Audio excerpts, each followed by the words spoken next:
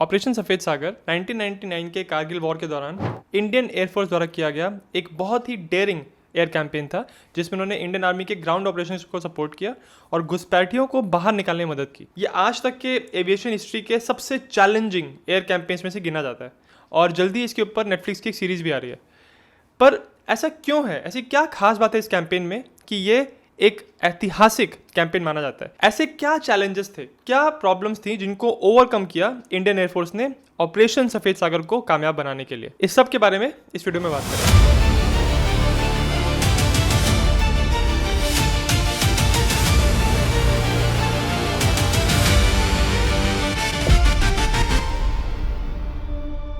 अगर आप इस चैनल को सपोर्ट करना चाहते हैं तो आप मेंबरशिप ज्वाइन कर सकते हैं। मैं मेंबर्स के लिए रेगुलरली एक्सक्लूसिव वीडियोस बनाता हूं और उनमें मैं जनरली किसी करंट इवेंट के बारे में या किसी टॉपिक के बारे में इन डेप्थ एनालिसिस करता हूं। तो अगर आप ज्वाइन करना चाहते हैं तो सब्सक्राइब के बिल्कुल साइड में एक ज्वाइन बटन होता है, उस पर आप क्लिक करिए। आपको दिखाई पड़ेगा कि आपको क्या क्या पर्क्स मिल रहे हैं। अगर आपको इंटरेस्टिंग लगते हैं तो आप ज्वाइन कर सकते हैं। तो अब आते हैं कहानी में। कहानी शुरू होती है 1990s के दशक से। उस समय भारत और पाकिस्तान के रिलेशंस में काफ़ी तनाव था। फिर 98 में भारत ने अपना न्यूक्लियर टेस्ट कर लिया और उसके कुछ ही समय के बाद पाकिस्तान ने भी अपना न्यूक्लियर टेस्ट कर लिया। इसके बाद अब दोनों देश ऑफिशियली न्यूक्लियर वेपन्स कैरी करते थे और अब एक नई टेंशन आ गई थी कि अगर इनमें कोई लड़ाई होती है तो बहुत जल्दी एक न्यूक्लियर कॉन्फ्लिक्ट का रूप ले सकती है, जो कि पूरी दुनिया भर के लिए एक बहुत टेंशन वाली बात थी। फिर 1999 में इन टेंशंस को कम करने के लिए और रिलेशंस को इम्प्रूव करने के लिए एक लाहौर एग्रीमेंट हुआ दोनों गवर्नमेंट्स के बीच में। उसमें डिसाइड हुआ, क्योंकि अब दोनों देशों के पास न्यूक्लियर वेपन्स हैं, तो आगे आने वाले कॉन्फ्लिक्ट्स को बातचीत से सुलझाया जाएगा। कश्मीर इशू पे आपस में बात की जाएगी और कोशिश होगी कि मिलिट्री एक्शन कहीं पे भी ना हो। एक तरह से ये एक बहुत पॉजिटिव स्टेप था दोनों देशों के रिलेशंस को इम्प्रूव करने के लिए। ये हुआ था फरवरी 1999 में। इसके कुछ महीनों के बाद मई 1999 में इंडियन आर्मी को ये पता लगा कि कुछ घुसपैठिए LOC को क्रॉस करके बटालिक सेक्टर में भारत की कुछ स्ट्रेटेजिकली इंपॉर्टेंट पोस्ट को ऑक्यूपाई कर चुके हैं। ऑब्वियसली बात है, ये भारत की गवर्नमेंट के लिए, भारत की लीडरशिप के लिए एक बहुत ही शॉकिंग बात थी, क्योंकि कुछ ही महीने पहले अभी लाहौर का एग्रीमेंट साइन हुआ था।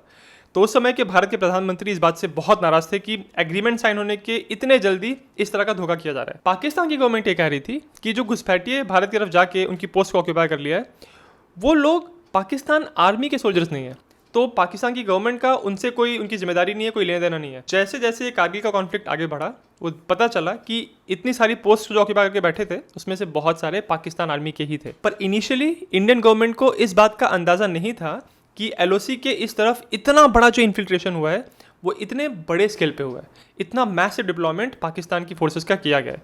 फिर 11 मई 1999 को इन इंट्रूडर्स को बाहर निकालने के लिए इंडियन आर्मी ने ऑपरेशन विजय को लॉन्च किया। इस ऑपरेशन का सबसे बड़ा ऑब्जेक्टिव यही था कि इन घुसपैठियों को LOC के उस पार भेजना है। पर यहाँ पे एक बहुत बड़ा फैक्टर ये था इस कैंपेन का कि वाजपेयी जी की गवर्नमेंट ने क्या क्या रखा था इंडियन आर्म फोर्सेस को कि आपको किसी भी सूरत में LOC को क्रॉस नहीं करना है। तो जो भी मिलिट्री ऑपरेशंस आपको करने हैं वो LOC के इंडियन साइड पे ही करने हैं। फिर 2 दिन के बाद यानी 13 मई 1999 को इंडियन एयरफोर्स के वेस्टर्न कमांड को हाई अलर्ट पे डाल दिया गया। उनको हर तरह की हॉस्टिलिटीज़ के लिए, एक्शंस के लिए रेडी कर दिया गया। इसी सब के बीच में इंडियन एयरफोर्स के जैगुआर प्लेन्स सर्वेलेंस और रिकॉनेसेंस मिशंस फ्लाई कर रहे थे, क्योंकि पहले तो ये पता लगाना था कि इंट्रूडर्स कहाँ कहाँ तक पहुँचे हैं और उनका डिप्लॉयमेंट किस लेवल पे है। ये सब पता लगाने के लिए इंडियन एयरफोर्स ने रिकॉन मिशंस फ्लाई किए और वो इन्फॉर्मेशन लगातार वो इंडियन आर्मी को सप्लाई कर रहे थे। इंडियन एयरफोर्स को ये तो पता लगाना ही था कि फोर्सेस कितनी डिप्लॉय की गई हैं, पर यह भी पता लगाना था कि जो फोर्स डिप्लॉय हुई हैं उनकी प्रोफाइल क्या है। अगर वो सिर्फ टेररिस्ट हैं तो उनके पास एंटी एयर वेपन्स नहीं होंगे। तो अगर इंडियन एयरफोर्स वहाँ पे मिशंस फ्लाई कर रही है तो उनको ग्राउंड से कोई खतरा नहीं होगा। पर 15 मई को कक्सार रीजन में एयरफोर्स का एक हेलीकॉप्टर फ्लाई कर रहा था, उसके ऊपर ग्राउंड से एक मिसाइल फायर की गई। अच्छा, उसके बाद 21 मई को एक इंडियन एयरफोर्स के कैनबरा एयरक्राफ्ट पे भी ग्राउंड से मिसाइल फायर की गई। हालांकि इस एयरक्राफ्ट में डैमेज हुआ पर वो प्लेन सेफली लैंड कर गया था। पर इन अटैक्स की वजह से ये कंफर्म हो गया कि वहाँ पे जो फोर्सेस डिप्लॉयड हैं वो रेगुलर आर्मी के सोल्जर्स हैं, क्योंकि उनके पास ऐसे एडवांस वेपन्स हैं। पर अभी भी इंडियन गवर्नमेंट की तरफ से एयरफोर्स को इस बात की परमिशन नहीं मिली थी कि वो कॉम्बैट मिशंस फ्लाई कर सकते हैं। पर अल्टीमेटली 25 मई को इंडियन गवर्नमेंट की तरफ से ये क्लियरेंस आ गया और उसी के बाद एयरफोर्स ने अपने कॉम्बैट मिशंस फ्लाई करना स्टार्ट किया। अभी तक वो लोग रिकॉनेसेंस और फोटो ऑपरेशंस कर रहे थे, पर अब उनके ऑपरेशंस की प्रोफाइल चेंज होने वाली थी। उस समय इंडियन एयरफोर्स के चीफ थे एयर मार्शल AY टिपनिस। वो श्रीनगर गए और 15 कोर के कमांडर को इस बात की एश्योरेंस दी कि उनको इंडियन एयरफोर्स का सपोर्ट मिलेगा। और 26 मई को इंडियन एयरफोर्स ने ऑपरेशन सफ़ेद सागर ऑफिशियली लॉन्च किया। इस ऑपरेशन के कुछ मेन ऑब्जेक्टिव्स थे। पहला, एनिमी पोजीशंस को आइडेंटिफाई करके उनको न्यूट्रलाइज करना। जहाँ जहाँ पे एनिमी के बंकर्स दिख रहे हैं, जहाँ बहुत सारा डिप्लॉयमेंट है, उन जगहों को कंप्लीटली डिस्ट्रॉय करना। दूसरा, एनिमी के लॉजिस्टिक्स और उनकी सप्लाई लाइंस को डिस्टर्ब करना। तीसरा था इंडियन आर्मी को ग्राउंड ऑपरेशंस में असिस्ट करना, उनको इवैक्यूएशन देना अगर ज़रूरत है तो। अगर वो किसी पोस्ट पे अटैक करने वाले हैं तो पहले उस टारगेट को सॉफ्टन अप करना ताकि आर्मी के लिए उस टारगेट को एंगेज करना आसान हो जाए। और चौथा वही था जो स्टार्टिंग में वो लोग कर रहे थे, सर्वेलेंस और रिकॉनेसेंस। ये पता लगाना कि इंट्रूडर्स की करंट पोजीशन कहाँ है और वो कहाँ कहाँ पे पहुंच चुके हैं, कहाँ से हमने उनको हटा दिया है। और इस काम के लिए इंडियन एयरफोर्स ने मिराज 2000 प्लेन्स को लॉन्ग रेंज फोटोग्राफी के लिए इस्तेमाल किया था। ऑपरेशन सफ़ेद सागर के लिए सब लोग ये बात कहते हैं कि ये आज तक की एविएशन हिस्ट्री का one of the most challenging air campaigns था। अभी जो नेटफ्लिक्स की सीरीज आ रही है उसका अगर आप ट्रेलर देखें तो उसमें भी एक लाइन है जहाँ पे टोनी जी कह रहे हैं कि या तो हम इतिहास बना देंगे या इतिहास बन जाएंगे, या तो हम इतिहास बनाएंगे या बन जाएंगे। तो ऐसी क्या बात थी ऑपरेशन सफ़ेद सागर में कि इतिहास बनाने की बात हो रही थी?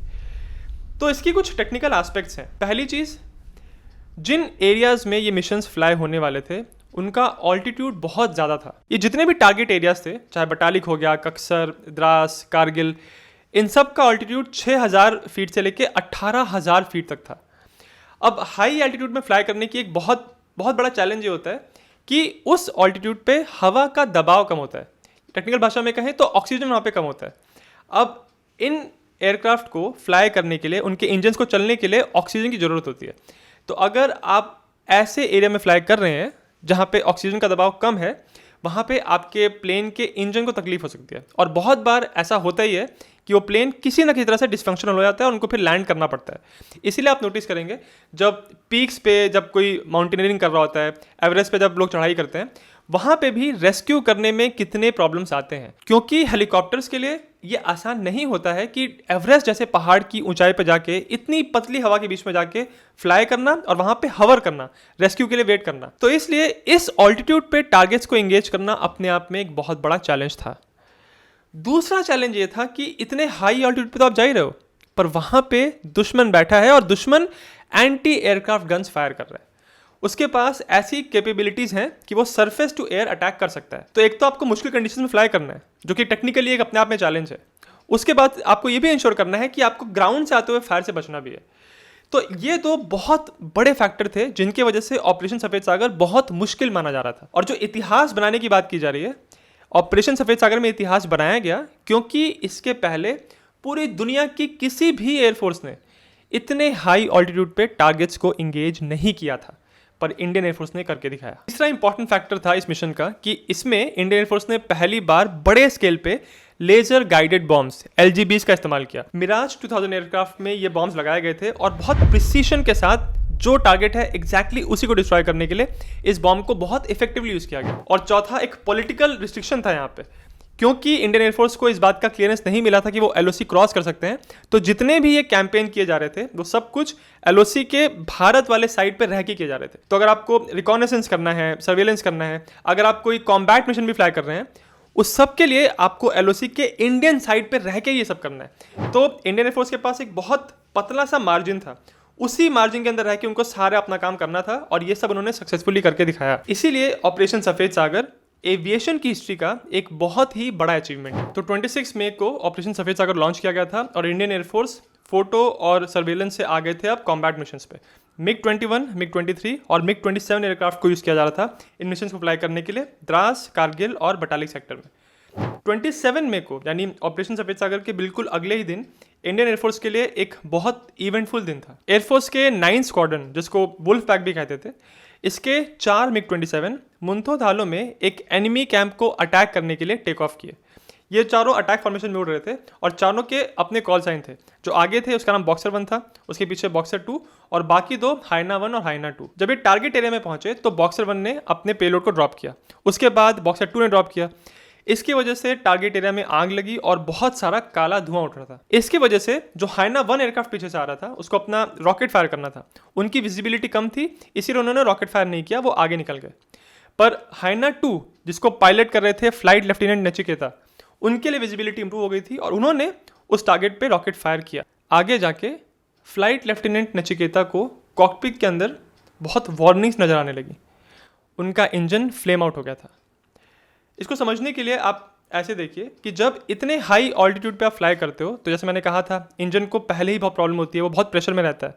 उसके ऊपर से जब आप कोई वेपन फायर करते हो, गन्स फायर करते हो, तो उससे जो गैसेस निकलती हैं वो गैसेस भी आपके प्लेन के इंजन उनको ऑब्जॉर्ब करती हैं। इसके वजह से भी इंजन का परफॉर्मेंस बहुत ड्रास्टिकली इफेक्ट हो सकता है और वही इनके प्लेन में हुआ। उनका इंजन फ्लेम आउट हो गया, यानी अब उसने काम करना बंद कर दिया था। जब ऐसा इंजन फ्लेम आउट होता है तो उसको रीलाइट करने की कोशिश की जाती है, यानी वापस चलाने की कोशिश की जाती है। वही चीज़ फ्लाइट लेफ्टिनेंट नचिकेता ने भी करने की कोशिश की। उन्होंने रेडियो पे मैसेज किया, नाची engine flame out, रीलाइटिंग।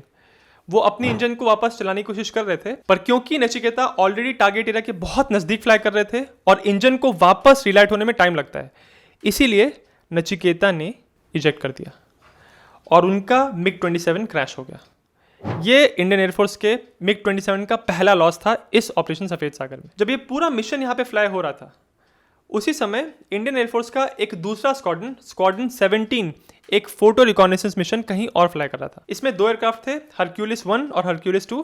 Leader Hercules 1 था जिसको पायलट कर रहे थे स्क्वाड्रन लीडर अजय आहूजा।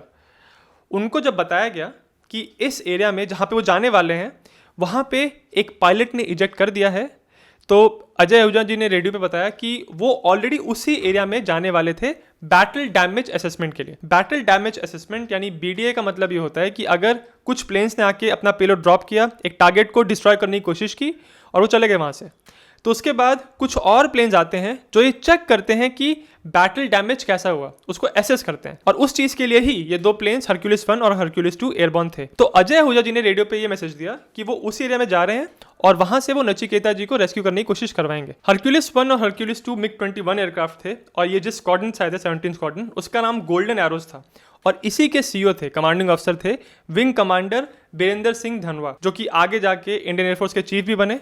और जब वो चीफ थे उसी के दौरान इंडियन एयरफोर्स ने बालाकोट स्ट्राइक्स भी की थी। तो ये दोनों MiG-21 जहां पे क्रैश हुआ था नचिकेता का प्लेन, वहां पे जाके एक बहुत हाइट पे सर्वेलेंस कर रहे थे, वहीं पे ऑर्बिट कर रहे थे।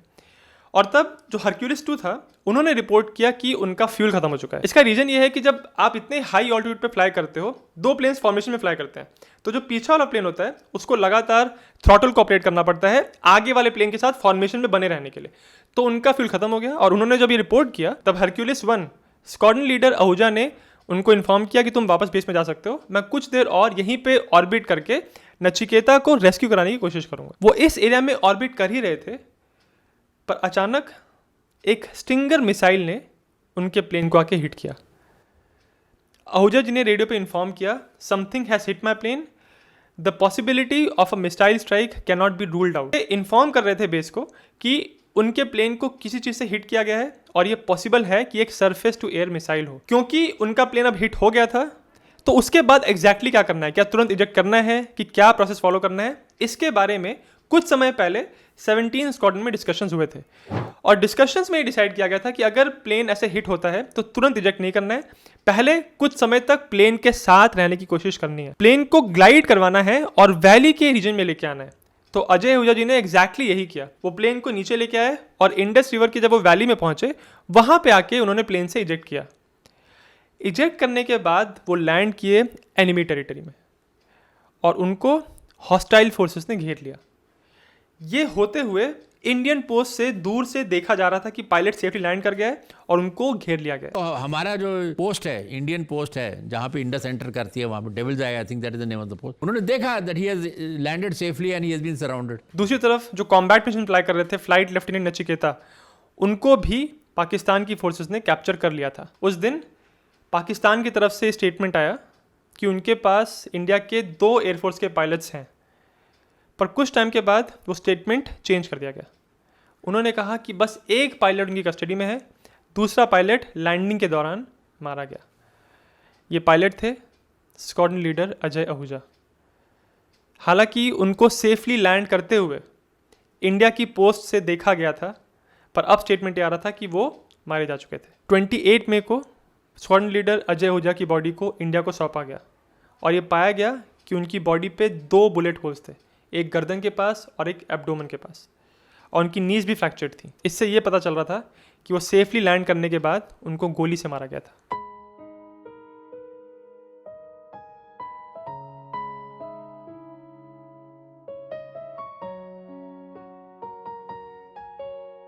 जनीवा कन्वेंशन के हिसाब से जब 2 देशों में लड़ाई होती है, अगर वो देश जनीवा कन्वेंशन को साइन कर चुके हैं तो उसके मुताबिक अगर कोई पायलट एनिमी टेरिटरी में लैंड करता है तो उसको कैप्चर करना होता है, उसको प्रिजनर ऑफ वॉर बनाना होता है।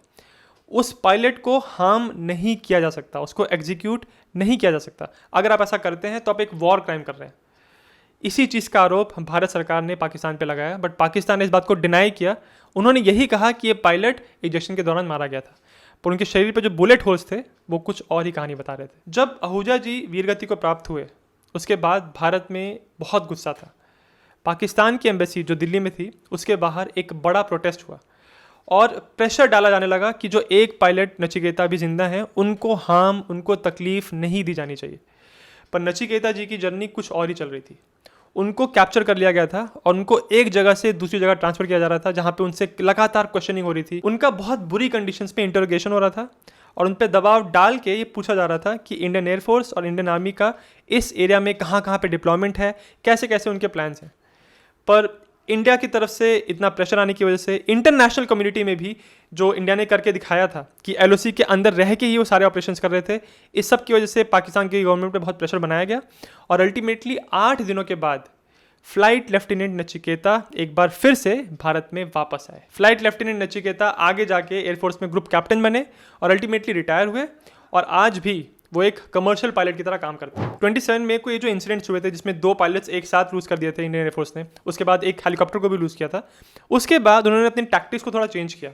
अब जो कॉम्बैट मिशन फ्लाई हो रहे थे वो इस रेंज में फ्लाई हो रहे थे कि एनिमी जो surface to air missile fire कर रहा है वो इनको इफेक्ट ना करे। इस पूरे ऑपरेशन सफेद सागर के दौरान हजारों सॉर्टीज फ्लाई की गई। इसमें बहुत सारे अटैक मिशंस थे, बहुत सारे फोटो और रिकॉनेसेंस मिशंस थे और इसके अलावा कैजुअलिटीज को इवैक्यूएट करने के लिए, मेडिकल हेल्प प्रोवाइड करने के लिए लगातार इंडियन एयरफोर्स इंडियन आर्मी की सपोर्ट कर रही थी। फिर 12 जुलाई 1999 को इंडियन एयरफोर्स ने एनिमी टारगेट्स को बॉम्ब करना बंद किया क्योंकि वहां से रिक्वेस्ट आई थी कि उनको अपनी फोर्सेस को विड्रॉ करना है, उस समय के लिए बॉम्बिंग बंद की जाए। और फिर 26 जुलाई 1999 को ऑपरेशन विजय सक्सेसफुली कंक्लूड किया गया। इस ऑपरेशन में भारत की जीत हुई और आज भी हम 26 जुलाई को विजय दिवस की तरह मनाते हैं। ऑपरेशन सफेद सागर को सक्सेसफुली कंक्लूड करके इंडियन एयरफोर्स ने साबित कर दिया कि वो इतिहास बना सकते हैं। उन्होंने इतिहास बना के दिखाया। उन्होंने एनिमी एरिया के ऊपर कंप्लीट एयर सुपीरियरिटी हासिल की। लगातार अपने अटैक्स की वजह से, अपने कॉम्बैट मिशंस को फ्लाई करने की वजह से उन्होंने एनिमी की पोजीशन को कंसोलिडेट नहीं होने दिया और अल्टीमेटली इंडियन आर्मी को जो ग्राउंड ऑपरेशन में सक्सेस मिल रही थी उसमें इंडियन एयरफोर्स का एक बहुत बड़ा रोल था। मरणोपरांत स्क्वाड्रन लीडर अजय आहूजा जी को वीर चक्र के साथ सम्मानित किया गया। इस वीडियो को बनाने के लिए मैंने अपनी सारी रिसर्च 2 किताबों से की है। एक है ये विंग्स ऑफ फेलर और एक है मैन ऑफ स्टील। अगर आपको ऑपरेशन सफ़ेद सागर के बारे में पढ़ना है तो ये बुक काफ़ी अच्छी है। इसमें पहले सफ़ेद सागर की कुछ टेक्निकल बातें बताई हैं, उसके बाद फ्लाइट लेफ्टिनेंट नचिकेता का जो एक्सपीरियंस था कैप्टिविटी में, उनके साथ कैसा बर्ताव किया गया, कैसे वो क्रैश किए थे, कैसे उन्होंने इजेक्ट किया, उस सब के बारे में बात की गई है। तो उसके लिए ये किताब है। और अगर आपको स्क्वाड्रन लीडर अजय आहूजा की जर्नी के बारे में पढ़ना है तो वो आप इस किताब से पढ़ सकते हैं। मैंने इन दोनों किताबों से रिसर्च की है, लिंक मैं डिस्क्रिप्शन में डाल दूंगा। जल्दी, जैसा मैंने कहा, इस कहानी के ऊपर नेटफ्लिक्स की एक सीरीज भी आने वाली है, उसका नाम भी ऑपरेशन सफ़ेद सागर है। लीड रोल में इसमें लग रहा है कि सिद्धार्थ हैं जो कि स्क्वाड्रन लीडर अजय आहूजा का रोल प्ले कर रहे हैं, और एयर चीफ मार्शल धनवा जो कि कारगिल वॉर के दौरान 17 स्क्वाड्रन के सीईओ थे, उनका रोल प्ले कर रहे हैं जिमी शेरगिल। ट्रेलर देख के ऐसा लग रहा है कि इस सीरीज के विजुअल्स बहुत कमाल के होने वाले हैं। इंडिया में ऐसी बहुत सारी पिक्चरें बनी नहीं है जिसमें आपको एरियल कॉम्बैट सीक्वेंसेस बहुत कमाल के लगें। एक पिक्चर आई थी फाइटर नाम की, और फिर बॉर्डर 2 में भी कुछ थोड़ा बहुत दिखाया गया है, बट ये सीरीज़ ही एक इंडियन एयरफोर्स के ऑपरेशन के ऊपर आधारित है।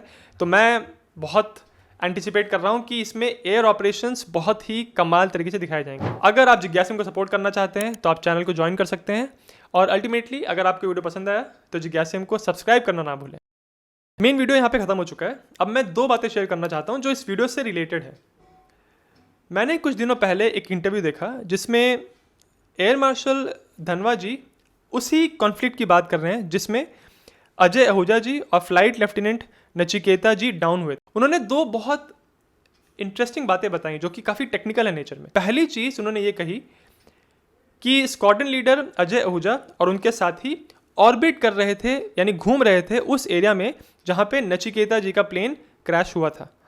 तो उनसे पूछा गया कि वो वहाँ पे ऑर्बिट क्यों कर रहे थे। ऐसा क्यों नहीं था कि वो पोजीशन को नोट करके वापस आ जाते और फिर नचिकेता जी को वहाँ से रेस्क्यू किया जाता। तो इस चीज़ का जवाब देते हुए धनवा जी ने बताया कि हालांकि उस समय धनवा जी के बात पता नहीं थी, पर उस एरिया में जहाँ पे नचिकेता जी का प्लेन क्रैश किया था और जहाँ पे वो लोग दोनों ये MiG-21 ऑर्बिट कर रहे थे, वहाँ पे एक इंडियन एयरफोर्स का हेलीकॉप्टर था और उस हेलीकॉप्टर ने इन्फॉर्म किया था आहूजा जी को कि वो वहाँ पे आ रहे हैं और वो नचिकेता जी को रेस्क्यू कर सकते हैं।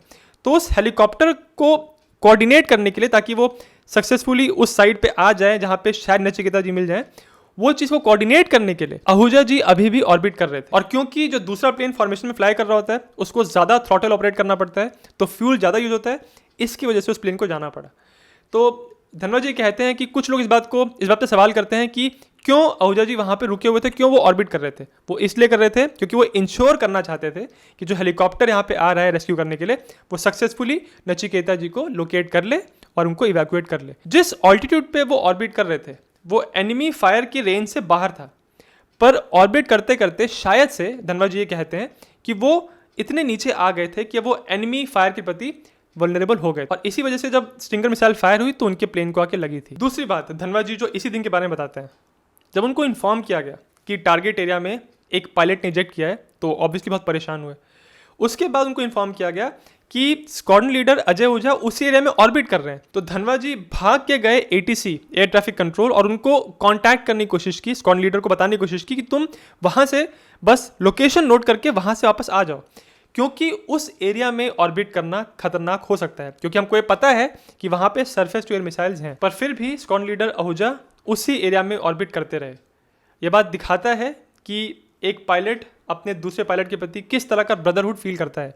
वो जानते थे कि उन्होंने इस एरिया में इजेक्ट किया है और हो सकता है कि वो एनिमी के हाथ में आ जाए, तो ये इंश्योर करने के लिए कि पायलट सेफली वहाँ से रेस्क्यू कर लिया जाए, आहूजा जी उसी एरिया में ऑर्बिट करते रहे। धनवा जी का वो इंटरव्यू काफ़ी इंसाइटफुल है। उन्होंने बहुत सारी बातों के बारे में डिटेल में डिस्कशन किया है, कुछ टेक्निकल चीज़ें उन्होंने समझाई जो कि बहुत अच्छा लगता है ऐसे इंसान से सुन के जो एक्चुअली उस एरिया में सर्व कर चुका है, बहुत एक्सटेंसिव एक्सपीरियंस है जिसके पास।